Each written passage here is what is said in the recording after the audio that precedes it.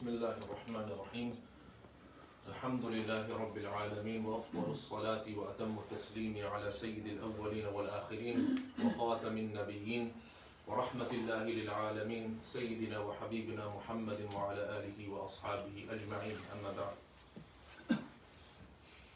We've gathered here today, alhamdulillah, to discuss the issue of Khatmun Nabuwat. Just to introduce the issue for those people who may not be aware of it online watching, who may not have attended a conference like this before or heard any talk regarding this topic before. Khatmun Nabuwat is referring to the fact that we believe as Muslims that Muhammad sallallahu alayhi wasallam was the final prophet and the final messenger. And this is a key belief of Sunni Muslims. Following on from this, our Ustad, our Shaykh, Mahmoud rahimahullah ta'ala, who passed away earlier this year, for those of you who might not be aware, he started this work, as has been mentioned, and he held this conference yearly. So in his name and in his remembrance, we hold this conference this year as well, inshallah ta'ala. Now we have to remember that we first and foremost are gathered here to defend Allah subhanahu wa ta'ala's religion. So we're doing this for Allah subhanahu wa ta'ala, and also to clarify the finality of the Prophet sallallahu alaihi wasallam. So we're doing it for his Prophet alayhi salatu wasalam as well. Why is the issue of Khatmun Nabuwat such an important issue? Khatmun Nabuwat is regarding the prophets of Allah subhanahu wa ta'ala. And we know from ahadith and we know from the Quran that one of the pillars of Iman, Arkanul Iman, is belief in the Rusul of Allah subhanahu wa ta'ala, the messengers. Now in the Arabic language and in the Quran and the Hadith, the Rusul of Allah and the Anbiya of Allah, they have two separate meanings, but sometimes they can be used synonymously. So when we talk about Rusul of Allah being part of the Arkan of Iman, one of the pillars of Iman, for our faith to be able to stand, we need to have sure belief about the prophets of Allah. We need to be sure about the prophets of Allah. That's why we do this conference every year, to make sure that the Muslims that we speak to and to invite people to the correct belief regarding the prophets of Allah. Because if you don't have correct belief regarding the prophets of Allah, that will take you out of the fold of Islam and out of the fold of Iman. So just to clarify why we are doing the conference.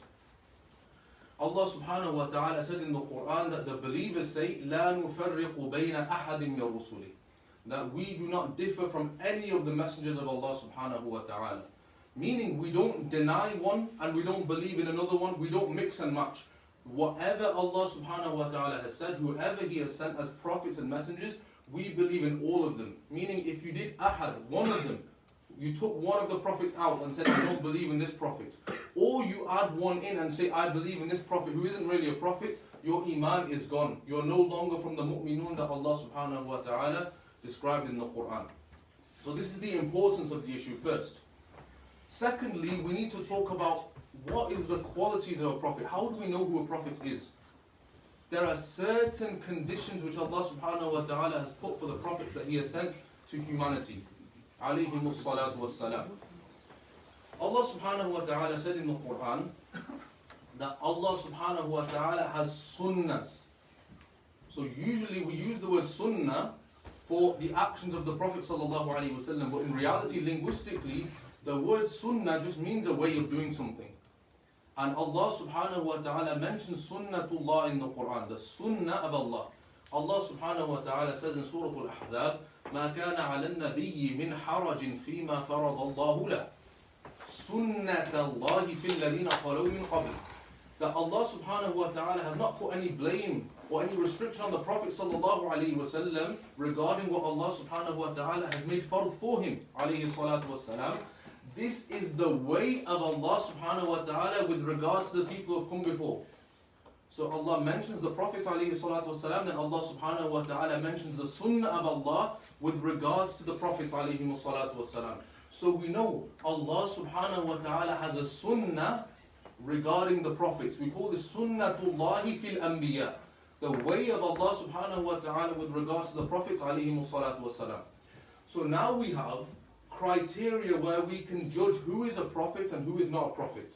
We have sunnahs of Allah subhanahu wa ta'ala that He gave to all the prophets.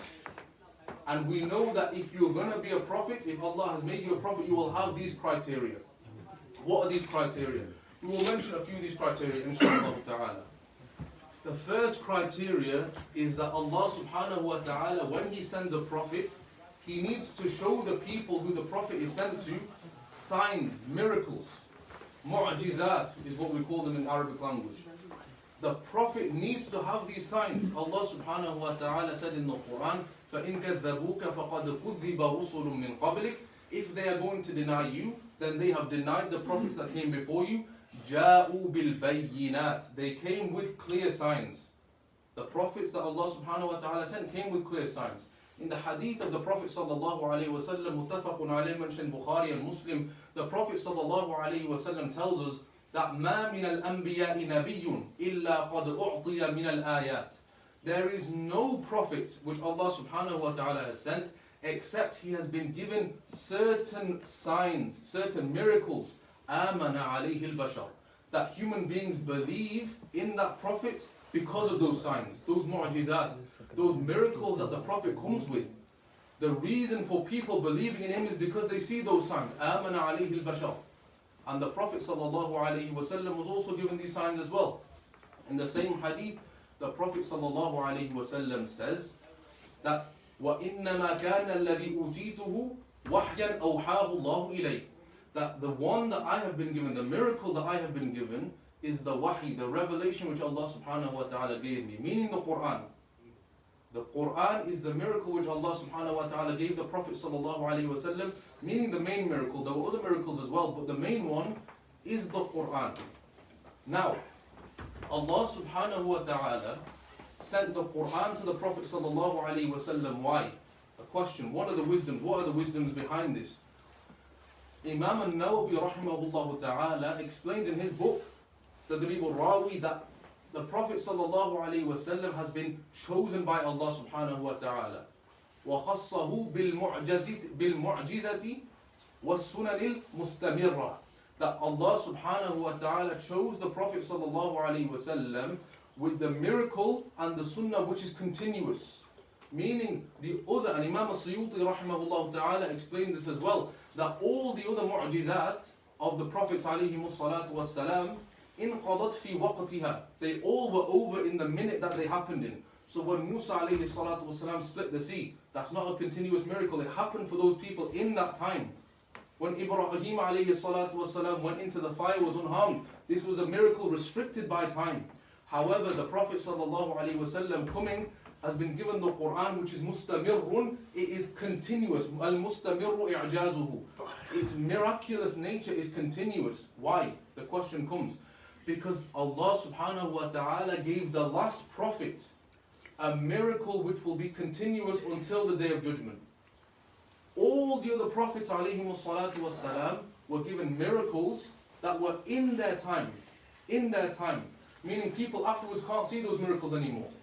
But it's befitting for the last prophet alayhi salatu wassalam to be given the miracle, because no prophets are going to come with miracles after, that there needs to be a miracle which is continuous, which the people can be tested by until the day of judgment. And that is the Quran. So the Quran itself is an evidence that the Prophet ﷺ is the final messenger. All the other books which Allah subhanahu wa ta'ala sent were changed over time. The Quran is still word for word in the same format that the Prophet ﷺ came with. And so this miracle being continuous, the Quran itself is an evidence in itself that Allah subhanahu wa ta'ala has chosen our Prophet ﷺ to be the final messenger. Other things that Prophets ﷺ came with, it is impossible for a prophet to lie. So we say prophets are not able to lie. Mustahil aqlan, it's impossible rationally. According to Maturid and Ash'ari Kalam, the books that we study, these people have come and these ulama have come and proved how it is impossible for a prophet to be able to lie. Allah subhanahu wa ta'ala sends prophets to humanity to give the correct message. And those people are tested. Allah subhanahu wa ta'ala mentions in the Quran that Allah tests the people by the prophets that He sends. And if you believe in a prophet, you are guided. If you disbelieve in the prophet, you are misguided. And you will go to Jahannam, you will be a disbeliever.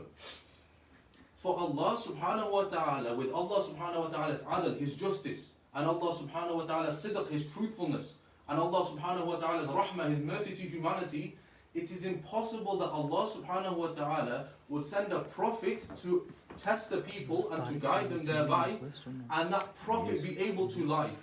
Why? Because if the prophet is able to lie, how do you know what he's telling you in that instant is truth or lie?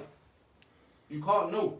So rationally, it doesn't make sense that Allah subhanahu wa ta'ala sends a prophet who lies. So we know that any prophet who comes and explains to the people that he's a prophet, he needs to be free from lying. And if you can prove even one lie that he said, automatically he's negated for being a prophet. Similarly, Allah subhanahu wa ta'ala sends prophets and Allah mentions them in the Quran subhanahu wa ta'ala. Allah subhanahu wa ta'ala says many times in the Quran for many different prophets, because of time I won't quote all the verses, but Allah subhanahu wa ta'ala mentions that the prophets alayhi salatu wassalam, مَا أَسْأَلُكُمْ عَلَيْهِ مِنْ أَجْرٍ. I am not asking you for anything. I'm not asking you for any reward.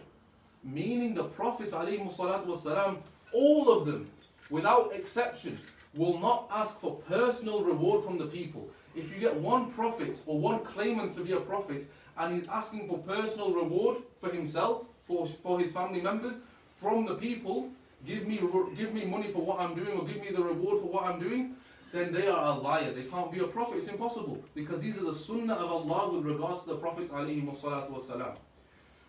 The fourth one that I want to mention, the final one inshallah, we don't have much time, there are others as well, but the final one I want to mention, inshallah ta'ala, that when Allah subhanahu wa ta'ala is going to send a prophet, Allah subhanahu wa ta'ala tells the previous prophet to mention that prophet to the people. This is clear from the Quran. As was recited earlier, Allah subhanahu wa ta'ala mentions that Isa alayhi salatu wasalam clearly gave a warning to his people that I am giving you good news that a prophet is going to come after me by the name of Ahmed. وَمُبَشِّرًا بِرَسُولٍ يَأْتِي مِن بَعْدِ اسْمُهُ Ahmed. That I am giving you glad tidings. It's a good thing, it's good news. That there will be a prophet who comes after me, his name will be Ahmed. Alayhi salatu wasalam. And the Prophet sallallahu alayhi wa sallam said in the hadith, أَنَا مُحَمَّد وَأَنَا Ahmed. I am both Muhammad and I am Ahmed.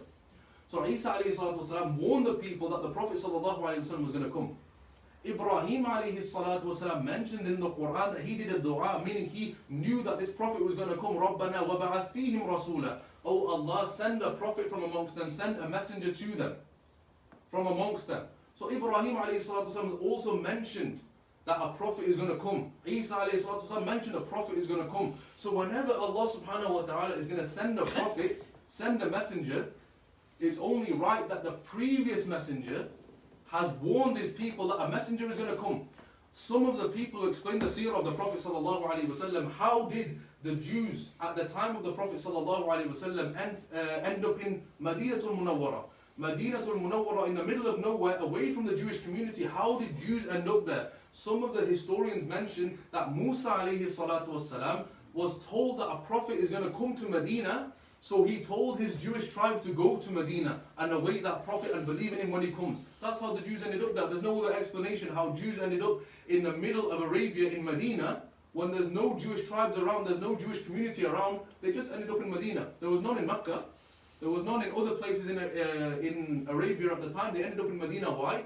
Because Musa alayhi, according to the historians anyway, Musa alayhi salatu wasalam warned his people that the Prophet sallallahu alayhi wa sallam is going to come from Medina. So all these prophets are warning their people, Muhammad sallallahu alayhi wa sallam is going to come.